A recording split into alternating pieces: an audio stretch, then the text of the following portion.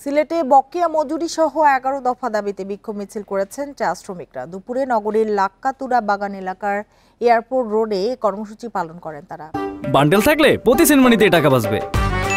বিকাশ send money bundle কিনে জিতুন প্রতি লেনদেনে। এতে বুরজান, ছড়াগাং, কালাগুল ও বুরজান চা কারখানার কয়েকশো শ্রমিক অংশ নেন। সকাল থেকে মালনীছড়া চা বাগানের সামনে মিছিল নিয়ে জড়ো হন তারা। পরে সেখান থেকে বিক্ষোভ মিছিল বের করেন। মিছিল শেষে এয়ারপোর্ট সড়ক অবরোধ করেন শ্রমিকেরা। এতে এয়ারপোর্ট রোডে দীর্ঘ যানজটের সৃষ্টি হয়। ভোগান্তিতে পড়েন এয়ারপোর্টগামী বিভিন্ন দেশের যাত্রীরা। দ্রুত শ্রমিকদের দাবি না মানা হলে কঠোর কর্মসূচির হুঁশিয়ারি দেন শ্রমিকরা।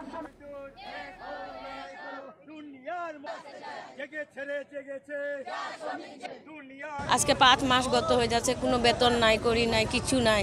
আমরা যে একটা মানুষ যদি রোগ হয়, রোগের কারণে মারাও যাচ্ছে ওষুধের কারণে, কিন্তু কোনো চিকিৎসাই নাই। জীবন নির্বাহের জন্য আমাদের দাবি হচ্ছে সরকারি উদ্যোগে টি বোর্ডের আন্ডারে যাতে বাগানটাকে চালু করা হয়। এ বিষয়ে সিলেট থেকে যোগ দিয়েছেন আমাদের সহকর্মী রানা মজুমদার। রানা, একটু জানতে চাই যে 5 মাস ধরে বেতন হচ্ছে না, সংকট সমাধানের কোনো উদ্যোগ আপনি দেখছেন কিনা? এই চা বাগানগুলির শ্রমিকেরা কিন্তু তারা বেতন টাকা পাচ্ছেন না এবং তারা আসলে এই যে দাবিতে তারা বিভিন্ন পাচ্ছেন না এবং তারা আসলে এই যে দাবিতে তারা বিভিন্ন সময় নানা ধরনের কর্মসূচি তারা পালন করেছেন। তবে তারা বলছেন যে আসলে এতে করেও মালিক পক্ষ কিংবা প্রশাসনের কোনোভাবেই টনক নড়েনি।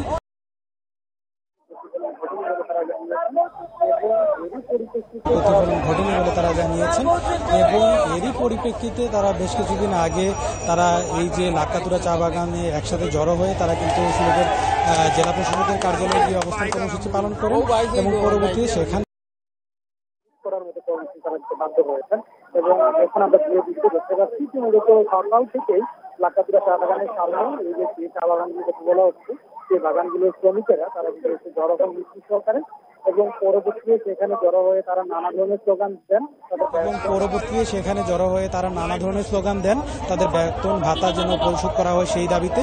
এবং পরবর্তীতে দেখলাম যে আমরা তারা কিন্তু একটি বিক্ষোভ মিছিল বের করেন।